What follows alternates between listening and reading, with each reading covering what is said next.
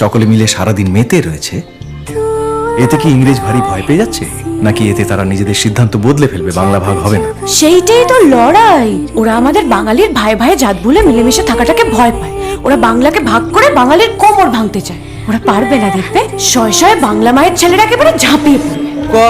আমার মালপত্রগুলো ভেতরে রয়েছে তো, এইভাবে লেডিস ওয়েটিং রুমে অনুমতি করলে আমি ভেতরে এসে মালপত্রগুলো নিয়ে যাই। খারাপ অসৎ লোক নই,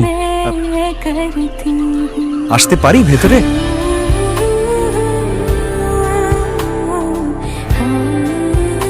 শুধু বলতে পারো না, আজ থেকে এই বন্ধনে বাধা পড়লাম।